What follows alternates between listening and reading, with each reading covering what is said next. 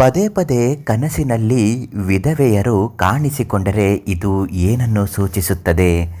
ಯಾವುದೇ ಕಾರಣಕ್ಕೂ ಇಂತಹ ಸೂಚನೆಗಳು ನಿಮಗೆ ಆಗುತ್ತಿದ್ದರೆ ನಿರ್ಲಕ್ಷ್ಯ ಮಾಡಬೇಡಿ. ನಿಮ್ಮ ಬದುಕು ಜೀವನವನ್ನು ಕಳೆದುಕೊಳ್ಳುವ ಸ್ಥಿತಿಗೆ ತಲುಪುವಂತೆ ಆಗುತ್ತದೆ. ವಿಧವೆಯರು ಕನಸಿನಲ್ಲಿ ಬಂದರೆ ಏನೆಲ್ಲ ತೊಂದರೆ ಆಗುತ್ತೆ, ಇದಕ್ಕೆ ಪರಿಹಾರ ಏನು ಮಾಡಬೇಕು, ಇವತ್ತಿನ ವಿಡಿಯೋದಲ್ಲಿ ನಿಮಗೆ ತಿಳಿಸಿಕೊಡ್ತೀನಿ. ಅದೃಷ್ಟಧಾರೆ ಯೂಟ್ಯೂಬ್ ಚಾನಲನ್ನು ನೀವಿನ್ನೂ ಸಬ್ಸ್ಕ್ರೈಬ್ ಮಾಡಿಲ್ಲ ಅಂದರೆ ಮೊದಲು ನಮ್ಮ ಚಾನಲನ್ನು ಸಬ್ಸ್ಕ್ರೈಬ್ ಮಾಡಿ. ಫೇಸ್ಬುಕ್ನಲ್ಲಿ ವಿಡಿಯೋಗಳನ್ನ ನೋಡ್ತಾ ಇದ್ದರೆ ದಯವಿಟ್ಟು ನಮ್ಮ ಪೇಜನ್ನು ಫಾಲೋ ಮಾಡಿ. ಪ್ರತಿದಿನ ಸಮಸ್ಯೆಗೆ ಪರಿಹಾರದ ಮಾಹಿತಿಗಳು ಉಚಿತವಾಗಿ ಲಭ್ಯವಾಗುತ್ತೆ.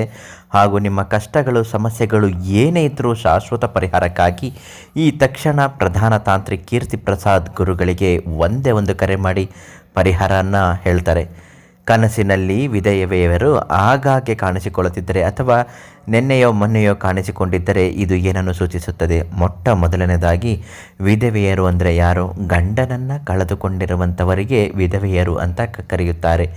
ಇದು ಅಕಾಲಿಕ ಮರಣದಲ್ಲಿ ಗಂಡ ಸಾವನ್ನಪ್ಪಿದ್ದಾಗ ಅವರು ವಿಧವೆಯರಾಗುವ ಸಾಧ್ಯತೆ ಹೆಚ್ಚಾಗಿರುತ್ತೆ. ಅಂಥವರು ಕನಸಿನಲ್ಲಿ ಬಂದರೆ ನಿಮಗೆ ಇದು ಒಳ್ಳೆಯ ಸೂಚನೆ ಖಂಡಿತ ಆಗುವುದಿಲ್ಲ. ಮದುವೆ ಶುಭ ಸಮಾರಂಭ ಕಾರ್ಯಗಳು ಅಡೆತಡೆ ಆಗಬಹುದು.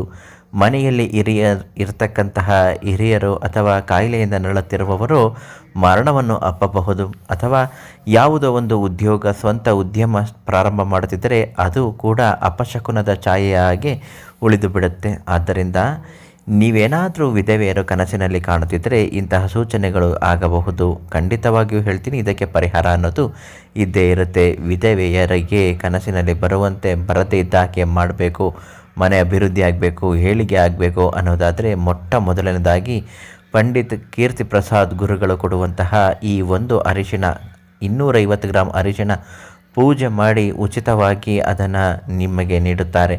ಅದನ್ನು ತೆಗೆದುಕೊಂಡು ಬಂದು ನಿಮ್ಮ ಹಣೆಗೆ ಹಚ್ಚಿಕೊಂಡು ರಾತ್ರಿ ಹೊತ್ತು ಮಲಗಬೇಕು. ಒಂದು ವೇಳೆ ವಿಧವೆಯರಾಗಲಿ ಅಥವಾ ಕೆಟ್ಟ ಕನಸುಗಳಾಗಲಿ ಬೀಳುತ್ತಿದ್ದರೆ ಈ ಅರಿಶಿಣವನ್ನು ಹಣೆಗೆ ಹಚ್ಚಿಕೊಂಡು ನೀವು ನಿದ್ರೆ ಮಾಡಿ ಮಲಗಿದ್ದೆ ಆದಲ್ಲಿ ಖಂಡಿತ ಇದು ನಿಮ್ಮ ಸಮಸ್ಯೆಗೆ ಪರಿಹಾರ ಆಗೋದು ಶತಸಿದ್ಧ.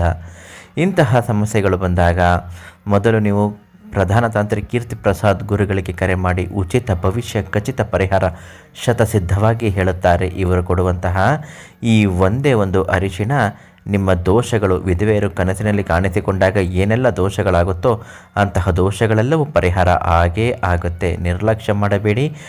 ಈ ತಕ್ಷಣ ನೀವು ಪ್ರಧಾನ ತಾಂತ್ರಿಕ್ ಕೀರ್ತಿ ಪ್ರಸಾದ್ ಗುರುಗಳಿಗೆ ಕರೆ ಮಾಡಿ ಆ ಅರಿಶಿಣವನ್ನು ಕೇಳಿ ಪಡೆದುಕೊಳ್ಳಿ. ತುಂಬಾ ಒಳ್ಳೆಯದಾಗುತ್ತೆ.